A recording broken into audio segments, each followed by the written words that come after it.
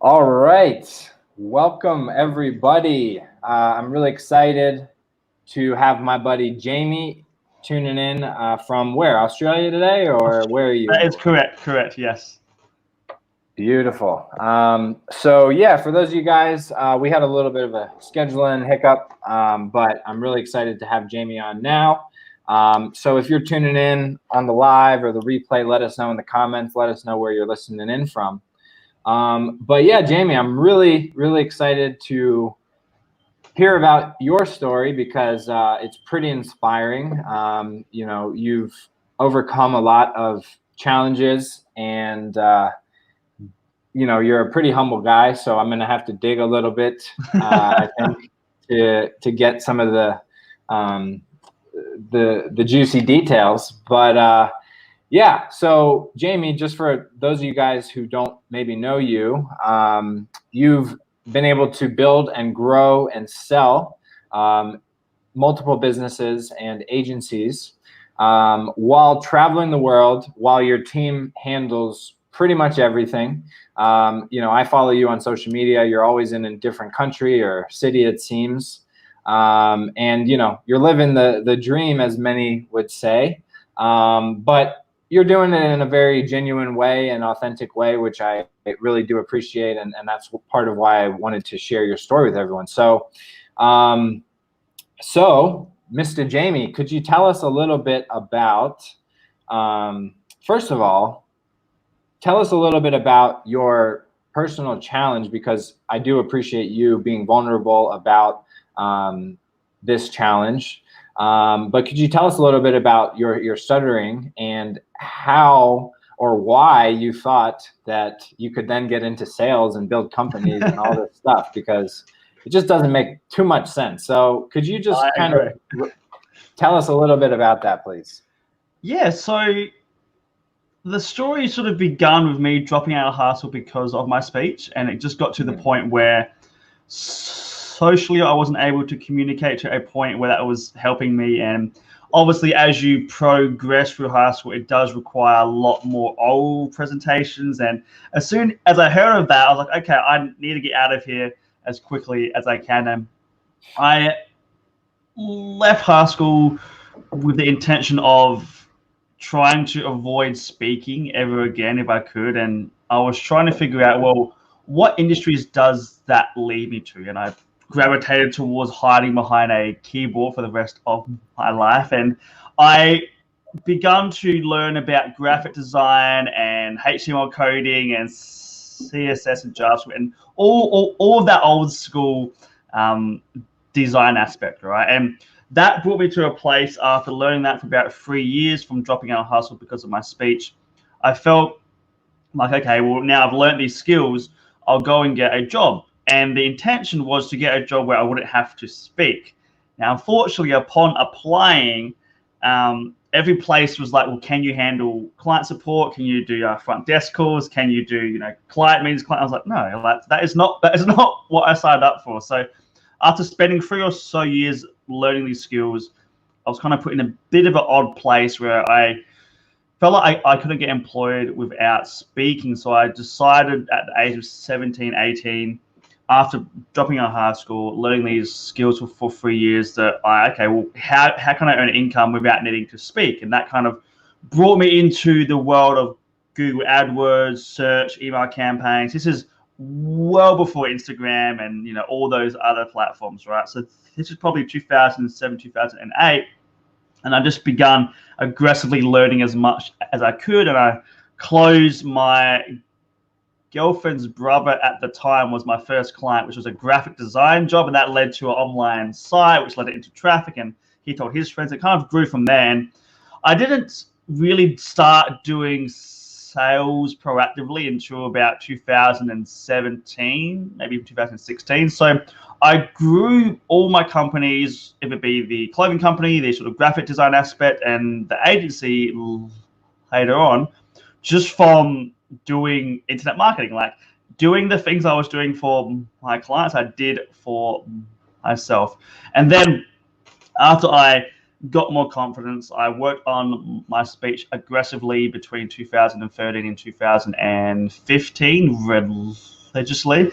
And once I got that under control, I began to do sales calls. So I didn't leave high school like, you know what? I'm going to do sales calls. It's like, no, like it was a slow transition to that as well. And it took like 6-7 years, which I don't think it needs to take that long. If someone has a speaking impediment, they can shortcut it. But I was a little bit, I avoided it. I hesitated on it a lot. And it wasn't until I leaned into it and I was upfront about it and I started to go, okay, well, this is something I can't avoid. So let's learn to use it and play with it and really try to own it as opposed to avoid it. And I've discovered that, and this applies to, I think, any challenge generally, is as you lean into the challenges, you can actually use them to your advantage. Totally. Well, that's really interesting. I didn't know that you had started with design. That was also how I got started, and then one thing leads to another. So beautiful. And so at this time, how old are you, and where are you at in life exactly when you're starting to take on some of these clients and start growing, working for yourself? I was full-time for myself at 19 or 18, I think. So pretty quick. And it's not because I was doing huge amounts. It was because I didn't have much to pay for. Like I had 2-minute noodles and like a car. I'm like, okay, cool. Like if I make a few hundred a week, I could splurge on something cool, right? So I think the reason I was able to get full-time very quickly is because I had low expenses.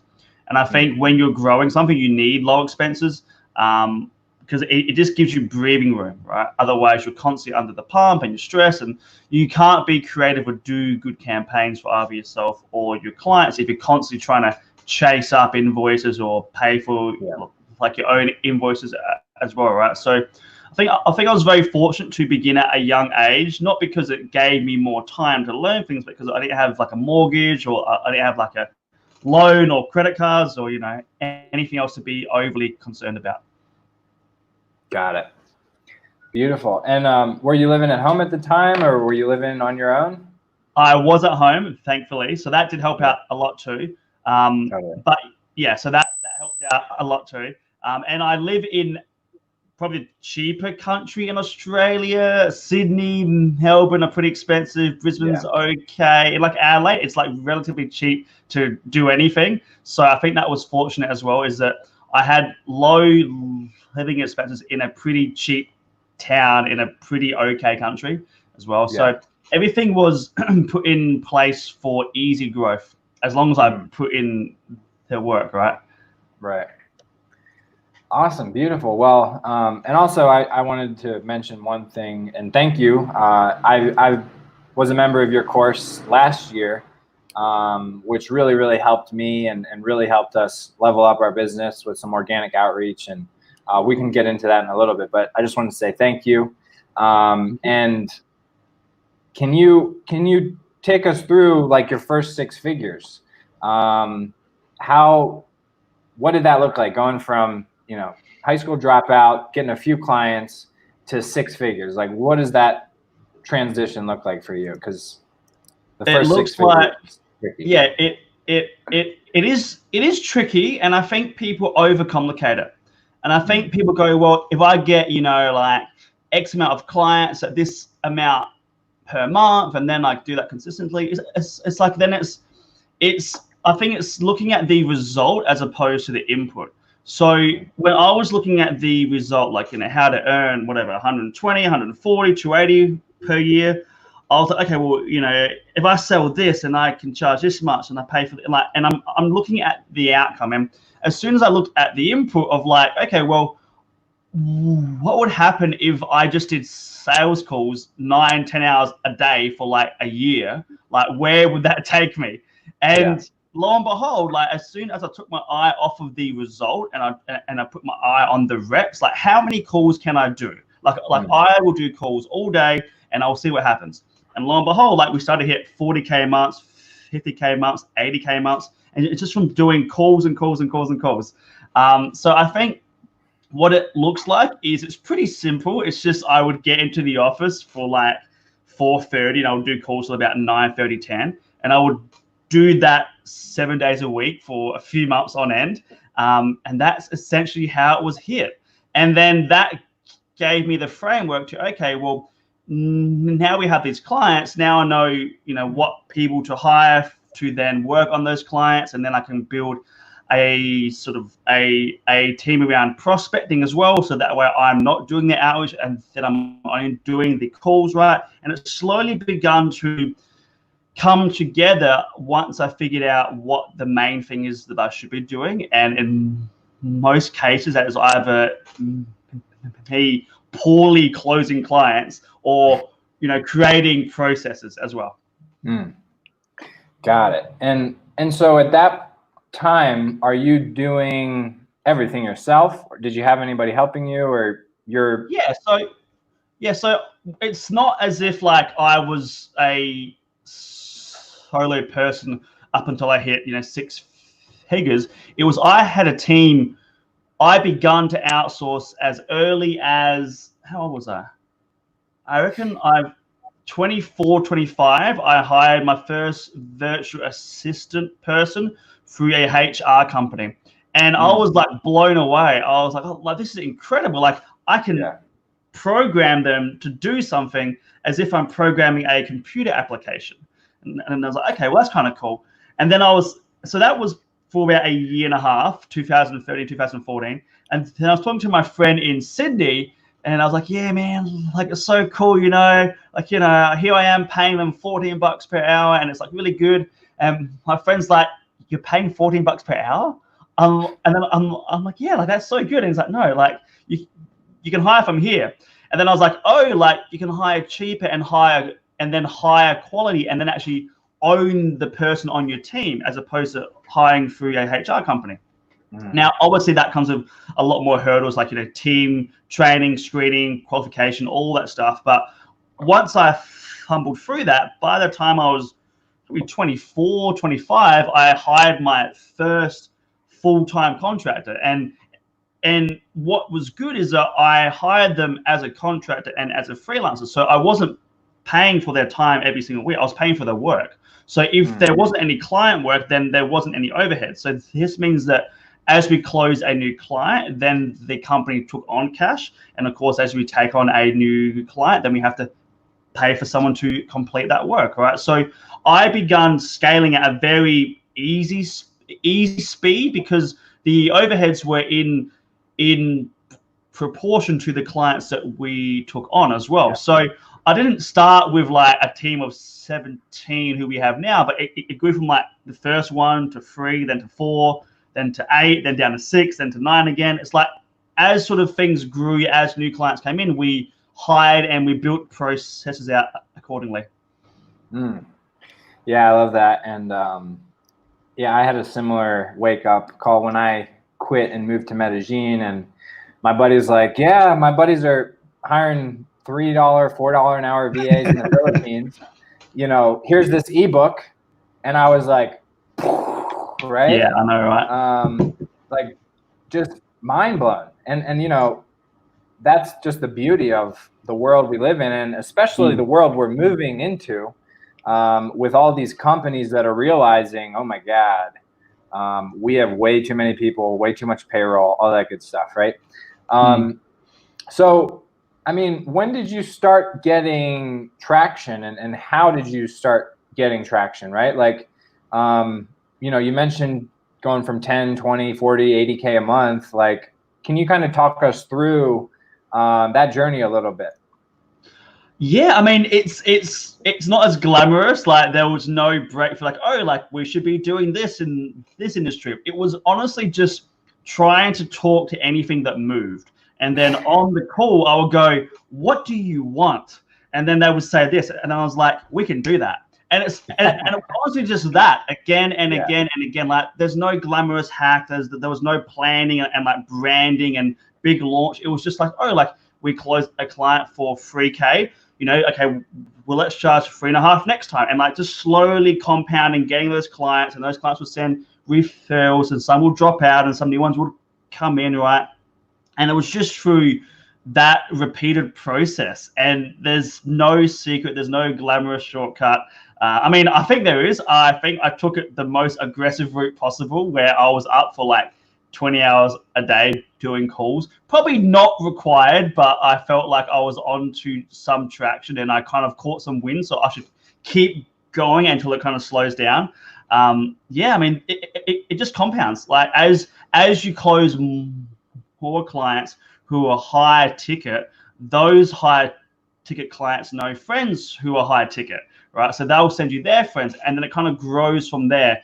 And there is a bit of a tipping point once you get, your first, 14, 15 clients. Things kind of tip over from there, where if you get 2 or 3 good referrals, or say you get into some industry that say is quite new and then quite fresh, or things just happen when you show up and you do the things that are annoying, like doing calls for 9 hours a day, or like helping people out for free on these calls, even if you know they won't close, and like treating every prospect as a client was a huge one. Like for example, like if I have a call and I know that this person isn't a ideal client for us, I will still go for the full process anyway, because I'm on the call and I have it booked, and what else am I going to be doing? So from taking that angle of like, okay, well, as long as I treat every lead prospect like a client, they'll leave in a positive state, and they'll maybe tell their friends about me, or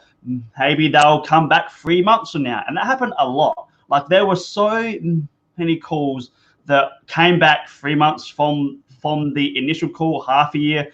I had someone come back 1.5 years as well afterwards. And it was just because I was not trying to hard close. I'm not a good salesperson, although I can do a lot of calls in a day. So I can do high reps, but the reps are kind of weird. They're kind of like half-ass closing, not really putting on the pressure. But yeah, so look, there's no shortcut to it. There's no hack. It was just like a compound interest of just doing calls, and it just grew from there. Totally. And what were you offering at this time? I mean, was it just everything, like marketing, design? Yeah, so we shifted away from design in the graphical aspects. We shifted heavily into social media ads, search, and email automations were our four categories during that time. Got it. Awesome. Beautiful. And I mean, at this time, are you just working nonstop? It sounds like pretty much. Yeah, this is probably 2015, 2015, I think it was, maybe 14.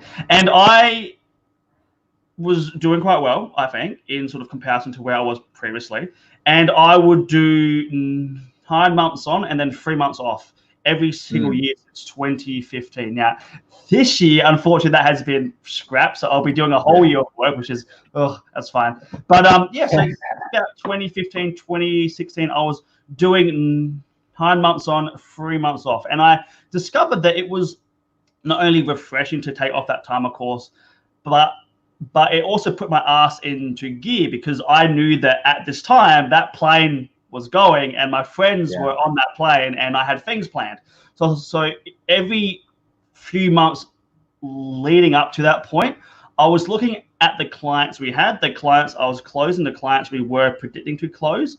And I was going, okay, well, what processes do I need to create before I leave? So every time I had a sort of trip coming up, it forced me to engineer like a new set of processes for where the company was at. And it kind of became this routine where every year I'll take off 3 months and I'll try to build everything so that it could keep going on its own.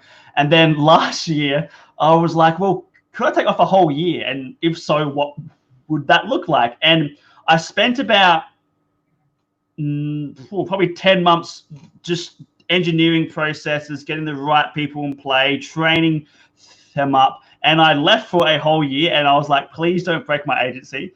And sure enough, things did not explode. And kill everyone in the surrounding town. So that was good.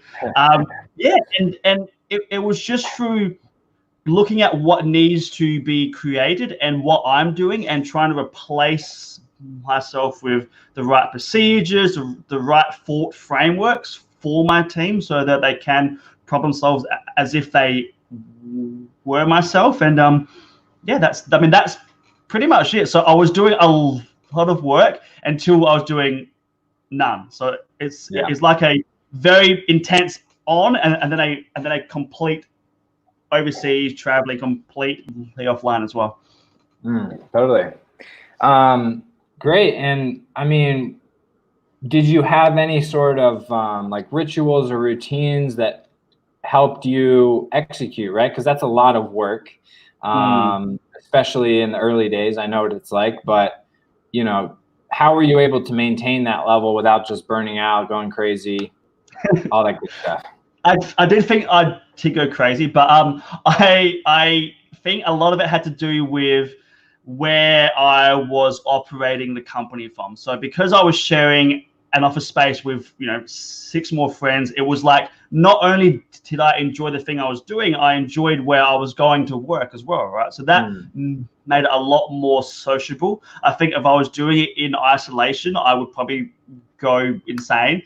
So having that social aspect, like having Friday night drinks and going out for lunch still, like that was very much a part of my routines. That kept me grounded and kept me feeling like more of a human than a android, I guess. But in terms of the routines I looked at, I had this principle that if there was anything I did twice, I would outsource it. Anything. For example, if this thing came up a single time, fine, I'll do it. Comes up again, all right, I'll do it again. But as I'm doing it, I'm going to outsource it and build a process around it so that if it ever comes up again, then I have that, right? And it was just looking for these things which I was doing twice. If it was small things like, replying to an email or changing a image for some client's ad campaign or uploading this, right? Anything, I would try to outsource it. Yeah, I love that.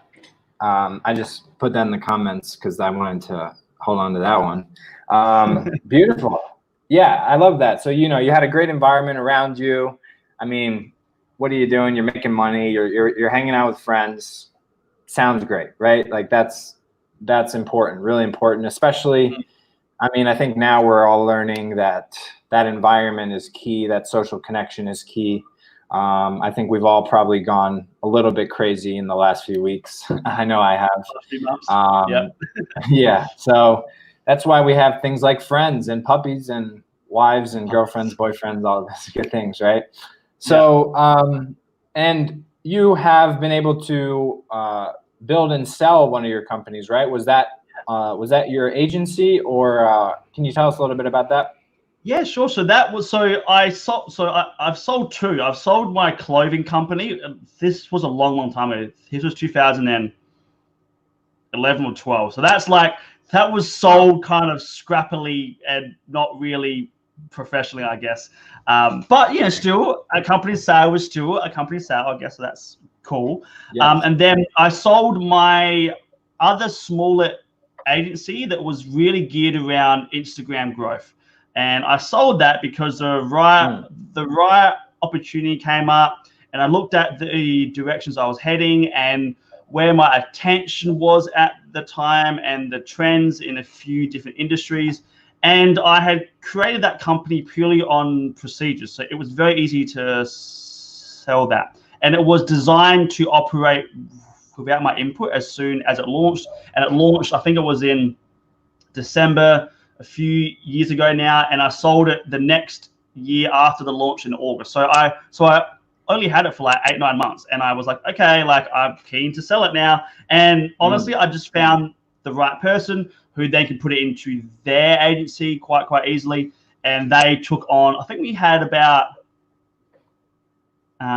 anywhere between 30 and 40 clients under that. So it wasn't huge in terms of the revenue, but it was automated. It was all processed out, and it was designed to be sold. That's how I sort of created it, and it sold a lot quicker than what I thought it would. Hmm. Yeah, that's awesome. I was just talking with a buddy earlier today actually about that, how, we always think that companies that sell, they have to have hundreds and thousands of clients and customers. But in reality, if you can have 20, 30, 40, 50 clients and have the systems to run the business without you, that's a very investable asset and machine. And I think the traditional agency model that a lot of people think about when they hear of this kind of stuff, it doesn't quite work because most agencies are just so bulky, and the business owner, maybe they're doing a few six figures a month, but they're doing everything, right? Like if they get COVID-19 and they can't do anything for a week or two, That's it. that business is going to implode, right? So yeah, thank you for sharing that. And since then, you've become more of a consultant in parallel to your services side of things, right? And I believe the Dream Team Intensive, which is the course that I jumped into, that helps people set up the machine and build a high-performing team in a matter of weeks, right? So could you talk us through that process and that sort of method that has helped you and helped your clients build a very systematic business that perhaps may be investable or buyable or just scalable, and the business owner can actually spend a year off like you have? Sure. So essentially, you pretty much put it perfectly. It is really all about creating those processes, those actual procedures, and then hiring people to then drive them. And how we approach it is from three different key points. The first is to get the actual owner really optimized to then create client boundaries for them, task boundaries, and then get the company optimized as well. And after you have those two things really tuned in as they are currently, then you can look at, okay, well, now that the owner has more free time and now that they're not so frantic, and now that frameworks have been set up for their tasks and their clients, now we can begin to push forward. And that usually looks like doing a cold outreach team and processes first. Now, the reason for that is because in order to create a procedure around client work, you need to take on board a new client. Now, what happens is when someone wants to design a procedure, they look at previous clients and they go, okay, well, this is the thing I did for those clients. I'll just assume that that client will be like every other new future client. It's like, well, no, because that's a brand new client. They may not have been, they may have not been exposed to the same content or say the same ideas or the same frameworks which your previous clients have. So what happens is when someone tries to create a process, they try to create it in isolation and they go, I would like this dream scenario to happen. The client would swoop and they'll pay their invoice and then we'll send this email and then we'll both clap together as we onboard them smoothly. And it's like, well, no, like that is never going to happen as smoothly as you think, right? So we always look at creating a cold outreach team first to then close, 3 to 4 new clients. And then from there we go, okay, well, what are the things you actually have to put those clients through in terms of the tasks or the actual projects? And then as you're taking them through them yourself, you then look at what you are doing for those clients and you create the processes around those fresh, new, untouched clients. So we do cold outreach first to close clients quickly. And then after we close them, then we create the actual procedures around those new clients. This means that hopefully if you have been doing that correctly, as you close your new 4th, 5th, 6th client and onwards through cold outreach, you then have the processes in play to handle them, right? And the other reason we do cold outreach first is because those protocols don't ever have to change. Like how you communicate to someone on LinkedIn, Instagram, Facebook, cold email, community groups, and online forums isn't going to change anytime soon, right? But in terms of how you set up an ad campaign or keyword targeting, like those things are going to change probably every quarter, really. So in sort of creating the cold outreach team first and the processes around that first, it supports the end goal of creating real tangible processes around fresh, untouched clients. And after you set it up, it is all done. So then you can put your full attention on the client team and the client team only.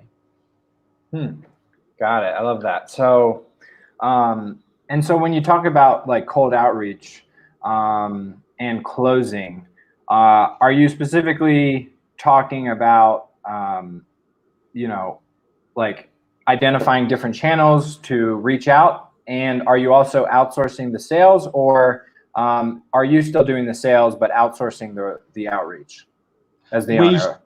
We do suggest that the owner should be doing the closing for as long as possible. This just gives you so much feedback on where the market is at. Why aren't they closing? And why is everyone talking about this new app? What is that new app? Like, it's like it gives you so much feedback that you need to know, because sometimes people only look at their clients they have and the clients they are closing. It's like, well, that makes sense, but like, why aren't people closing? What's their objections? And can you put something in your product that addresses those objections, right? So then the close is easier and you don't have to negotiate on it just like so many problems can be solved if the owner will get on calls and actually hear their prospect and listen to what is happening in their industry. So to answer your question, yes, you want to outsource the cold outreach and get someone to schedule calls for you and then take the calls yourself. Beautiful. And I love that you mentioned, because that's, you do that this week, you can probably do that in 4 weeks and 12 weeks. It's an evergreen type process and system, right? So I really like that process and understand that it's super valuable. So another question I have for you that people, at least pretty much everyone that we work with really gets hung up on, is the niche. Okay. So what's your take on niching, right? Do you suggest people niche? Do you advise people to go general? Like, how do you approach that, and how is that incorporated in your outreach and your call booking process? Great question. So it depends on what stage the person is at. So if I look at my own journey, when I first began my agency, I didn't try to look for a niche. I looked for anything that would close. And through doing that, you get cash flow, you get confidence, you learn your craft, you learn what the marketplace needs. So I would say to everyone, begin on anything that closes first. And then as you close them, that will point you in a direction of that niche. For example, my first 3 clients were a tradesman, accountant, and a printing company, right? And those aren't niche specific at all. However, as I closed more, so it was an actual accountant, tradesman, and actual printing company. As I closed the actual accountant, he then referred me to more accountants. And it's like, oh, like now I'm being pulled into this niche, right? So I very much believe in closing anything you can and allowing the clients to tell you where their need is. And if they refer friends to you, then it means that you're doing a good job, clearly, and that is a need for your service in that niche, because otherwise they would not be referring people to you, right? So I think allow the niche to come to you by just closing anything you can. That's the first aspect. However, if you keep doing that, you will be pulled into a industry which might not be something you enjoy. So I think there has to be a blend of the two, where allow the niche to pull you into the need. And when you go into that need, be very productized in the things you deliver to them.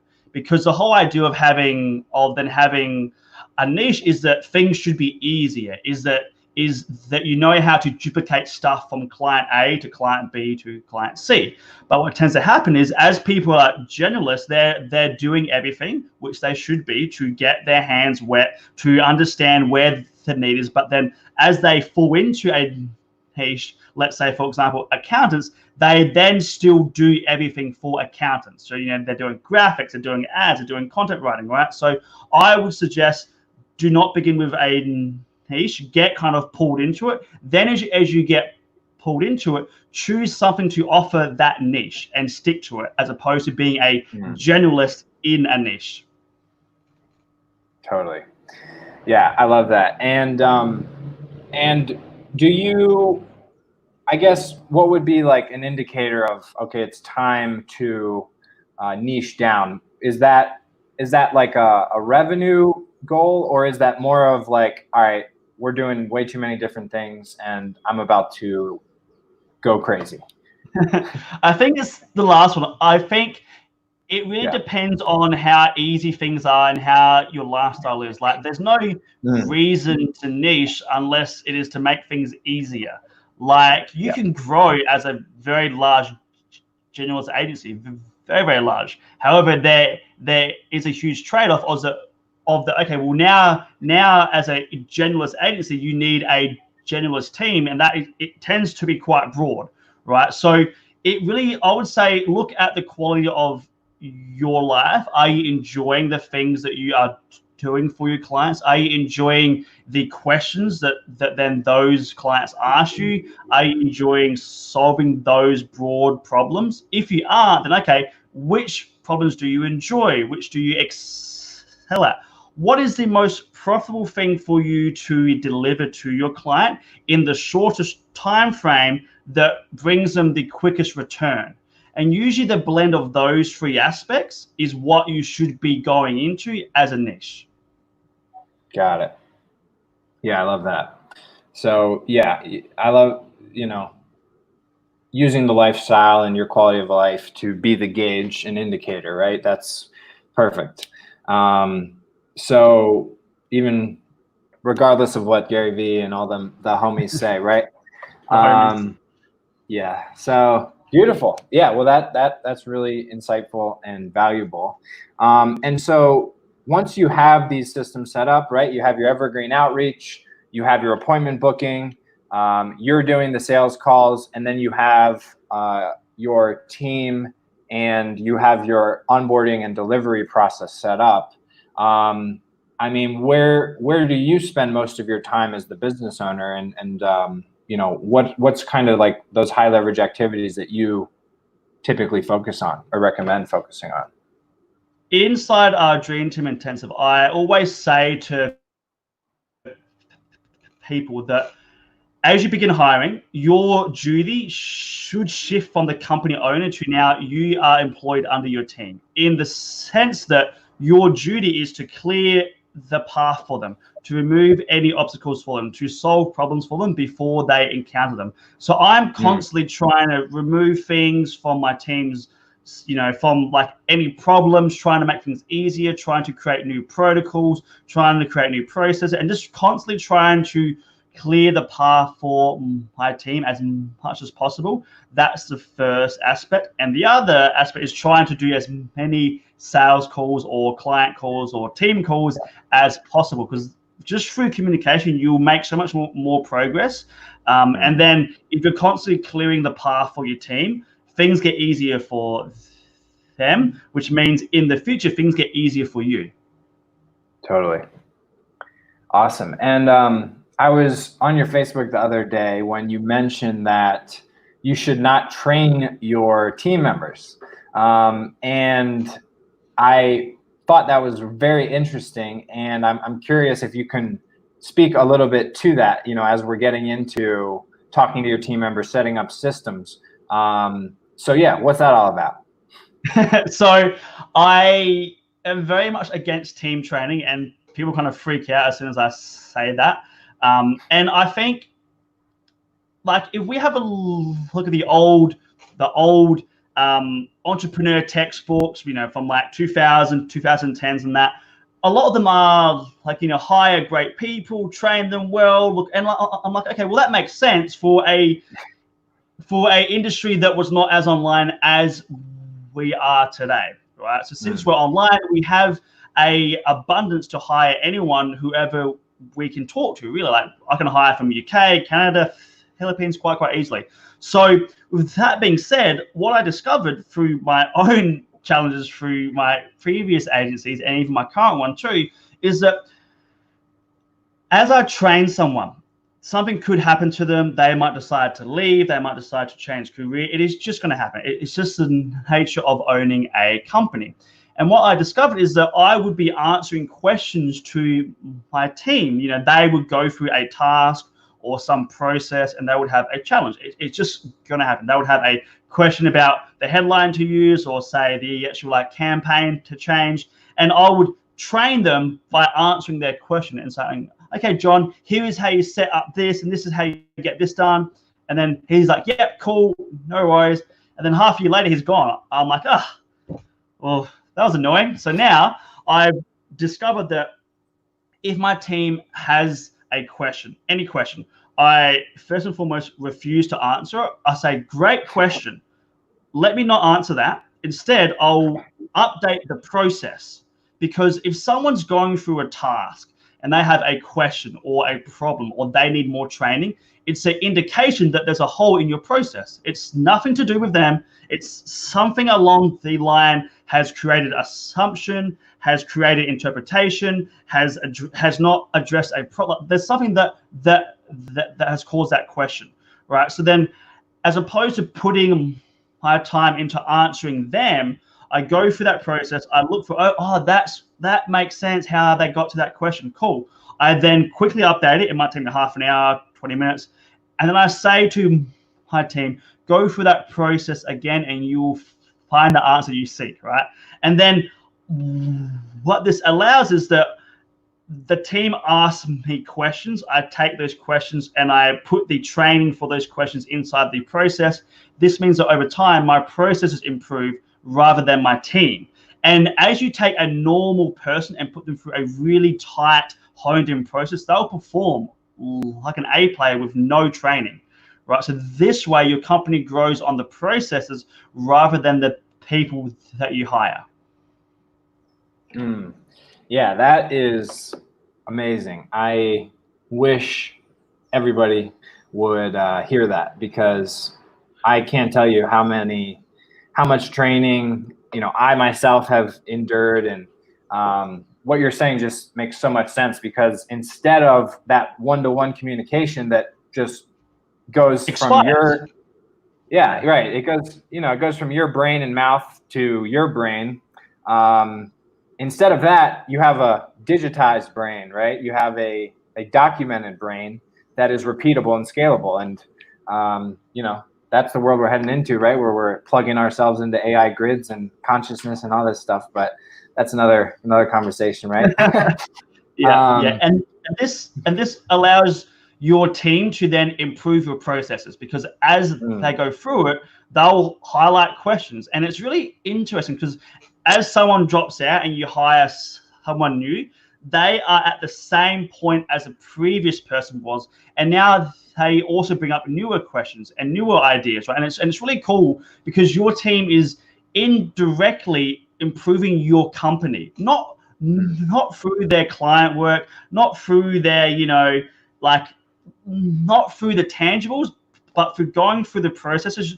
Your team indirectly improves them if you respond to their questions and provide training inside those processes. Yeah, beautiful. I wish you were around a few years ago, but I'm really glad I'm hearing you now. So that's beautiful. And we did just get one question that I think is really relevant, that I just wanted to mention and get your take on. One of the listeners said, what about a six-figure agency that's still trying to understand the niche? Is the niche based on a product offering or by an industry? It's a really good question. And I always say to people, I look at a niche from a problem. Like, you need more traffic?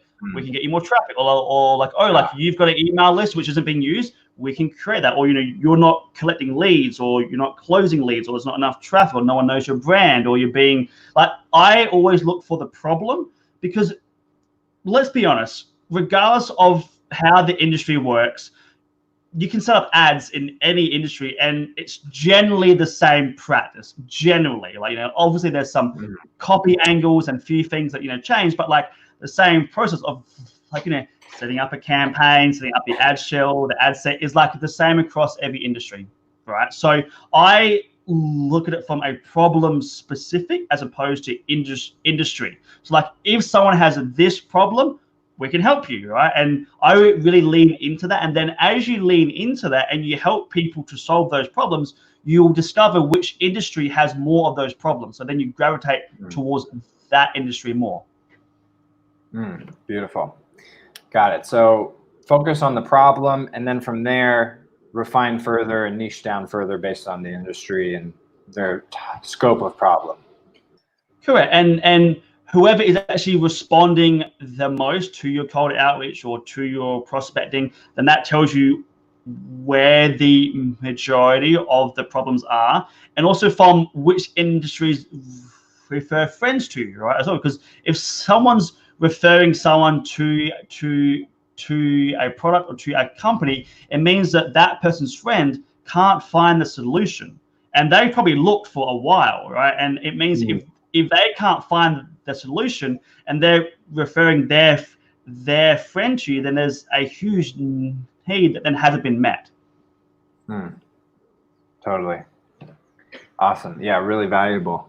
Awesome. And, you know, I think, like, you've shared tons of wisdom, and I'm really grateful for that. And I know everybody listening is going to really get a lot of value from this. So thank you for that. Thank you. And just one of my last few questions is, you know, once you do have everything sort of set up, you, the business owner, you're mostly removed from the operations of delivery and those sorts of things. You're mostly just focused on sales. I mean, what sort of systems or checkpoints or checklists do you need to have in place to empower your team to just keep moving forward and executing without saying, hey, Jamie, what do I do next? What do I do next? Right? Like, what happens from here, right? Well, assuming you've got everything set up for your client team, the general only checklist is essentially, it does depend on the thing you're trying to offer, right? So for my own team, I try to empower them by allowing them to make conscious choices dependent on the client's scenario. So for example, if some ad campaign has a cost per click below this point, or say above this point, they can decide on what to do next, right? So this really comes down to knowing your craft, to knowing the things that you did as a freelancer first that got the initial traction, and then thinking about, okay, well, how do I make choices? How say do I decide if this client should be doing this, or if we should change this, or if they need to add 4 more emails into this, and really breaking apart every thought you have and how you would think about that client's problem, and then giving that to your team. And it is tricky, and it takes some time. However, you tend to build it over time. Like, this isn't something you can just do once, it's something that you're continuously doing. And that really comes down to that idea of constantly trying to remove problems for your team and clear the path for your team, and always trying to ask your team, like, hey guys, is there anything I can help out with? Do you guys have any questions? What is slowing me down? So I'm constantly checking in on the team to ensure that if there is anything I can do to help them, I am. And then outside of that, I'm giving them the actual ability to make choices using my own decision tree thought process. And using that. Got it. Yeah, that's beautiful. Are you getting any feedback? I just had some audio. I think you're fine. Or are you good? Okay. Yeah.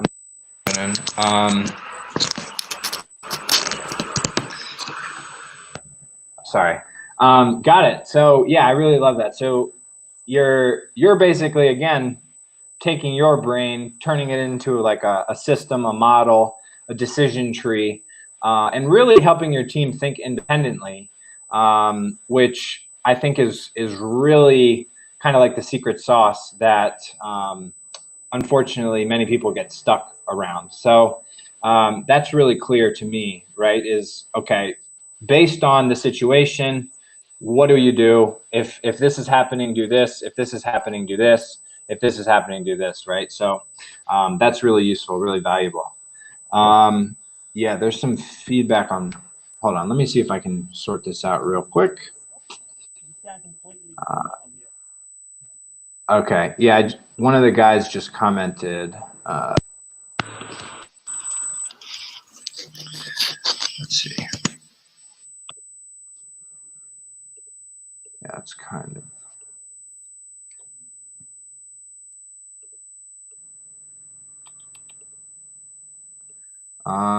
okay. Yeah, we can just power through and I can just edit it on the way out. But yeah, beautiful. Thank you so much, Jamie, for diving deep. And for those of you guys listening, Jamie has a case study training that he's been kind to share with me. I'll drop that in the comments so that you guys can jump into that and learn a bit more from Jamie. And so, Jamie, just one last final question. What are some books or resources or mentors or training that has inspired and helped you achieve your success in business and life so far? Well, I would say over the recent years, there's two core books, and I have them here. Let me just grab them because everyone likes to see this one comes up, right? And I'm going to show. So these are two core books. The first is, and you can kind of see how I try to pull as much as I can from a book, obviously with all these in it, right? I strongly suggest this one for getting people out of their own way and allowing them to execute and do the things they know they should do, but they're probably not doing, i.e. building processes and procedures and creating protocols, right? And the other one that I read in 2014 that kind of put me on this journey of, say, hiring was this one here, Built to Sell. Phenomenal book, really easy read, gives you a good story overview of what it takes to create a company that is designed to be sold. And those two, this one I only had to go through a single time, I think maybe like 2 times at max, because after you understand it, okay, that makes sense. But in terms of our own creativity and getting out of our own heads, that is a whole other beast. So as you can see, like this is a lot more in depth. So I would strongly suggest going through this one like every half a year, every year if you can. But after you go through Built to Sell, that should give you a very clear framework on, okay, what do I need to do in order to create a company that can thrive without my input? Beautiful. I love that. That's been on my list for a while. You're pushing it to the top. Beautiful.